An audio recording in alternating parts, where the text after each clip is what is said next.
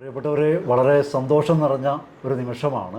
ലോകം എങ്ങോട്ടാണ് പോയിക്കൊണ്ടിരിക്കുന്നതെന്നും ലോകം എങ്ങോട്ടാണ് യഥാർത്ഥത്തിൽ പോകേണ്ടതെന്നും മനസ്സിലാക്കുകയും ആനുകാലിക വിഷയങ്ങളോട് വളരെ ആർജവത്തോടെ പ്രതികരിക്കുകയും ചെയ്യുന്ന തോമസ് തറയിൽ പിതാവാണ് നമ്മുടെ കൂടെയുള്ളത്.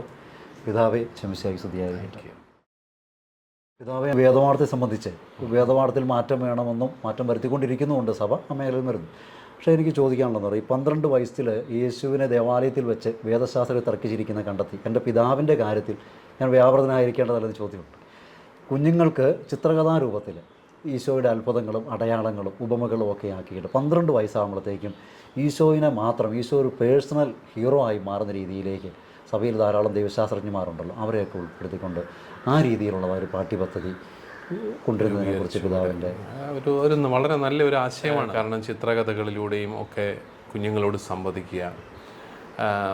ഈ വേദപാഠ അധ്യാപകരോട് സംസാരിക്കുമ്പോൾ ഞാൻ പറയാറുണ്ട്, നമുക്ക് ഈ ടീച്ചിങ് മെത്തേഡ് തന്നെ ഒന്ന് മാറി കുറച്ചും കൂടെ നാരറ്റീവ്സ്, കുറച്ചും കൂടെ കഥകളും സംഭവങ്ങളും ജീവിതാനുഭവങ്ങളും എല്ലാം കൊണ്ടുവന്നാലേ ഈ വിശ്വാസ പരിശീലനം സജീവമാകത്തുള്ളൂ. വെറുതെ ടെക്സ്റ്റ് ബുക്ക് റീഡിങ്ങും ടെക്സ്റ്റ് ബുക്ക് ടീച്ചിങ്ങും പലപ്പോഴും ബോറിംഗ് ആയിട്ട് മാറുന്നുണ്ട്.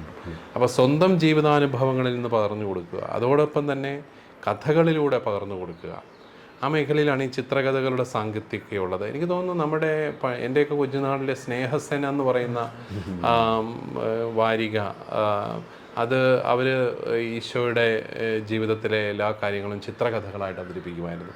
പിന്നീട് ഞാൻ മനസ്സിലാക്കുന്നിടത്തോളം മൈക്കിൾ കാരിമറ്റോച്ചൻ പ്രശസ്തനായ ബൈബിൾ പണ്ഡിതനാണ്. പക്ഷേ അദ്ദേഹം വളരെ ലളിതമായിട്ട് സുവിശേഷത്തിൻ്റെ സന്ദേശം ചിത്രകഥകളിലാക്കിയത് ശ്രദ്ധിക്കുകയുണ്ട്. അദ്ദേഹം ഒരിക്കലും എന്നോട് പറയുകയുണ്ടായി, ബൈബിൾ പഠിപ്പിക്കാൻ ഏറ്റവും നല്ല മാർഗം ഈ ചിത്രകഥകളാണ് എന്ന്. അതുകൊണ്ട് തന്നെ അദ്ദേഹത്തിൻ്റെ റിട്ടയർമെൻറ്റ് കാലഘട്ടത്തിലൊക്കെയാണ് അദ്ദേഹം ഇരുന്ന് വളരെ ശ്രമകരമായി ഈ ബൈബിൾ പാഠങ്ങളൊക്കെ ചിത്രകഥകളിലാക്കി കൊടുത്തത് ഓർക്കുകയാണ്. അപ്പം അങ്ങനെയുള്ള പരിശ്രമങ്ങളുണ്ട്. തീർച്ചയായിട്ടും അത് നമുക്ക് ചിത്രകഥകളിലൂടെ കൊടുക്കാം. അതോടൊപ്പം തന്നെ നമ്മുടെ ജീവിതാനുഭവങ്ങളെ കഥകളുടെ രൂപത്തിലൊക്കെ പകർന്നു കൊടുത്തുകൊണ്ട് എങ്ങനെ ഈശോ എന്നെ സ്വാധീനിക്കുന്നു എന്ന് കുഞ്ഞുങ്ങളോട് പറഞ്ഞു കൊടുക്കുകയാണെങ്കിൽ അതുതന്നെ ഏറ്റവും നല്ല ഒരു മതബോധന രീതിയായിട്ട് മാറും. പിതാവെ, അതിനോട് ചേർത്ത് വെച്ചേ നമുക്ക് അൽഫോൻസാമയെ പോലെയുള്ള നമ്മുടെ വിശുദ്ധരുടെ ചെറിയ ഉപപാഠ പുസ്തകങ്ങളാക്കിക്കൊണ്ട് അതിനോട് ചേർത്ത് വെച്ചുകൊണ്ട് അങ്ങനെ കൊണ്ടുവരിക. തീർച്ചയായിട്ടും. പിന്നെ ഒരു ഇൻട്രാക്ഷൻ, അതായത് സഭയിൽ ഇപ്പോൾ സിനിമാ മേഖലയായിക്കൊള്ളട്ടെ, അങ്ങനെയുള്ള വിശ്വാസം ജീവിക്കുന്നവരുണ്ടല്ലോ, അങ്ങനെയുള്ളവരെയൊക്കെ ഈ പിള്ളേരുമായിട്ട് ഇൻട്രാക്ഷനുകൾ അതൊക്കെ ഒരു കൾച്ചറാക്കി മാറ്റിയാൽ, അതുപോലെ നമ്മൾ സഭ നടത്തുന്ന ഡിഫറൻ്റ് ഏബിൾഡ് ആയിട്ടുള്ള കുഞ്ഞുങ്ങളെ നോക്കുന്ന സ്ഥാപനങ്ങൾ സന്ദർശിക്കുന്നത്, അത്തരമൊക്കെ വേദപാഠ പാഠ്യപദ്ധതിയിലേക്ക് കൊണ്ടുവരുന്നതിനെക്കുറിച്ച് കുറേയൊക്കെ ഇപ്പോൾ തന്നെ ഉണ്ട്. കാരണം ഈ ഭിന്നശേഷിക്കാരായ കുഞ്ഞുങ്ങളുടെ ഭവനങ്ങൾ സന്ദർശിക്കുന്നതൊക്കെ അവരുടെ ആക്ടിവിറ്റിയിൽ ഒക്കെ ഉൾപ്പെടുത്തി പോകുന്നുണ്ട്. ഞാൻ ഇടവുകളിലൊക്കെ ചെല്ലുമ്പോൾ കുട്ടികളോട് ചോദിക്കും, നിങ്ങൾ ഏതെങ്കിലും കാരുണ്യ ഭവനങ്ങൾ സന്ദർശിച്ചിട്ടുണ്ടോ?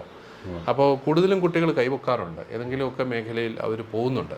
പക്ഷേ ഈ പറഞ്ഞതുപോലെ അതെല്ലാം കുറച്ചും കൂടി സിസ്റ്റമാറ്റിക്കായിട്ട് കൊണ്ടുപോവുകയാണെങ്കിൽ വളരെ നന്നായിരിക്കും. അതോടൊപ്പം തന്നെ നമ്മുടെ വിശുദ്ധരെക്കുറിച്ചുള്ള പാഠങ്ങൾ, ചിത്രകഥകൾ, ചില ഇടവകകളിലോ ചില രൂപതകളിലോ മാത്രമായിട്ട് വിജയിക്കുന്ന ചില മാതൃകകൾ അത് സഭ മുഴുവനും സ്വീകരിക്കാനായിട്ട് വളരെ എളുപ്പമാണ്. അപ്പോൾ എനിക്ക് തോന്നുന്നു ഈ മേഖലയിൽ താല്പര്യമുള്ളവരെ കണ്ടെത്തി ആ രീതിയിൽ ക്രമീകരിച്ച് പുസ്തകങ്ങളൊക്കെ ക്രമീകരിച്ച് അതൊന്ന് വിജയിപ്പിച്ചെടുക്കാൻ സാധിക്കുകയാണ്. അത് വളരെ ഇഫക്റ്റീവായിട്ട് നമുക്ക് ലഭിക്കുകയാണെങ്കിൽ തീർച്ചയായിട്ടും സഭ അത് സ്വീകരിക്കാനായിട്ട് തയ്യാറാവും. അതാണ് എനിക്ക് പറയാനുള്ളത്. വിശ്വാസത്തെ സ്നേഹിക്കുന്ന, വിശ്വാസ പരിശീലനത്തെ സ്നേഹിക്കുന്ന എല്ലാവരും അതെങ്ങനെ കുറച്ചുകൂടെ ഫലപ്രദമായിട്ട് വിനിയോഗിക്കാം എന്നുള്ളതിനെക്കുറിച്ച് നിങ്ങളുടേതായ പരീക്ഷണങ്ങൾ നടത്തണം എന്ന് തന്നെയാണ്. അത് വലിയ സമൂഹത്തിന് മുഴുവനും ഉപകാരപ്പെടുന്ന ഒരു സംരംഭമായിട്ട് മാറും.